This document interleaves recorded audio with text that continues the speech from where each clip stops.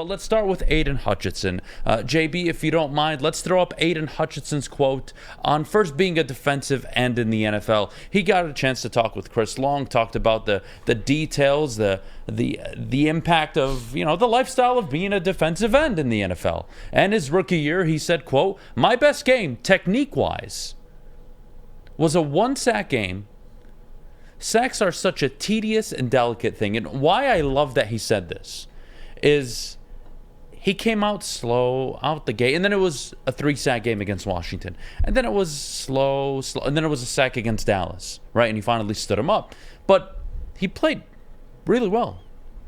And I think that's something we really don't appreciate enough in this media world we live in, where everybody is quick to say something or you want to jump on something. Right. You may look at the box score and see 0 sacks, but what I see are 5 pressures, 2 tackles for loss.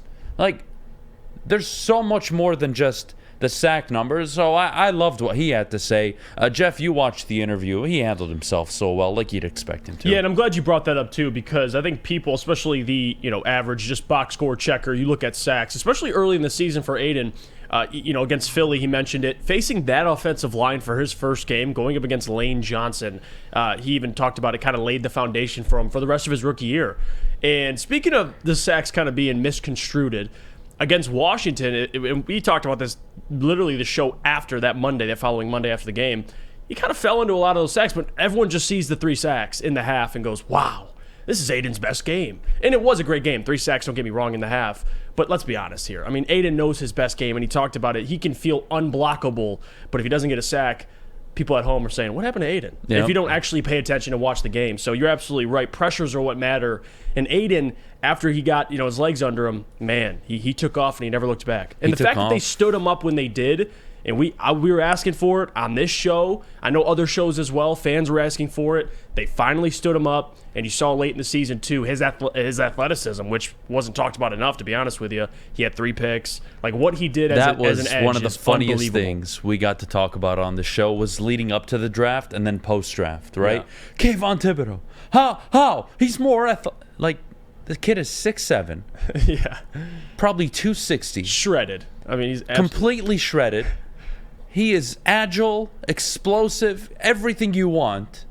And we're really having this conversation. So, for me, Aidan Hutchinson, a hell of a rookie year. Obviously, the 9.5 sacks is a really nice number. How do you not fall in love with the number? But overall, his performance was everything. I thought he was the best defensive player on this team last year. Oh, absolutely. I don't think there's anybody that played at the level he did. That's what you get when you draft the right guy that high in the NFL draft. Did you see his quote too when he talked about the long arms thing, and he's like, I honestly didn't even notice. Nobody gives a fuck about this. I don't know how many times I have to yell about this. Nobody cares about your arm length. It is irrelevant in certain aspects. Right. So an offensive lineman that is much bigger than you, stronger than you, can control you before, he can get to you before you get to him. Sure, but there's so much more to this game than just arm length. It's such an overblown thing. Just like your cone drills. Like that is more of an indicator on your ability to get low. I'm not even going to get into this right now. You know what matters more? Whatever. Work ethic and motor, and he checks both. And those he checked boxes. every single box off the field, and what do you know? He's working out just fine for the Lions. Anyways, moving on. This was, I think, very interesting. I don't know how I feel about it. This is what Aidan Hutchinson had to say about what Dan Campbell said to the team. Later on in the season when they were making their run, they were playoff bound. There was a chance that they could make the playoffs. Maybe they could make a run. JB, if you don't mind, you can throw it up on the screen. This is what Dan Campbell said to the team per Aidan Hutchinson. Quote, "This could be our only shot," Dan Campbell talking here. "This could be our only shot right here. That you'll ever be able to make a run in the playoffs, make it at the Super Bowl." And to me, my takeaway from this was Dan, in the moment, speaking to his players and helping them understand, like, hey, this is the NFL. You can be king of the jungle. You go look at the Rams. They just won the Super Bowl. Oh, and now we have the 6th overall pick because of how bad they were the next year. You can go from the king of the jungle to a nobody like that in the NFL. And for me, I thought it was super interesting for him to go that far with a team that had started 1-6, with 8-2 down the stretch. Disappointed not to make the playoffs, obviously, but I think we all agreed that was a team that they would have given a lot of teams problems. Granted, they got the Niners had they gone in over Seattle.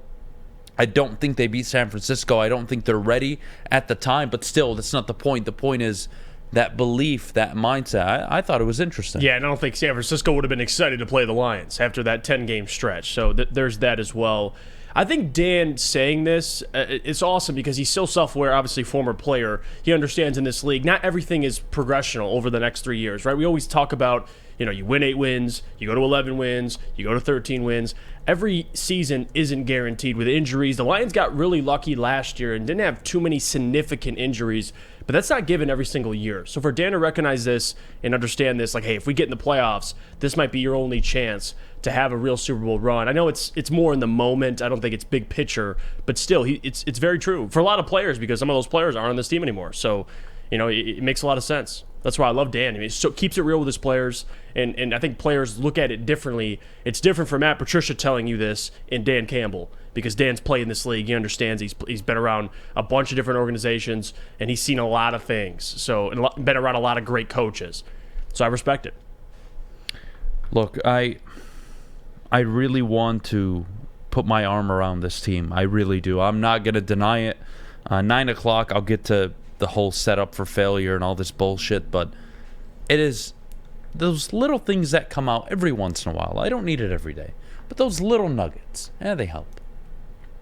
They're reaffirming, and reassuring. By the way, for people for talking about injuries, you didn't have any significant injuries. Like of course, you had injuries, but your offensive line was healthy.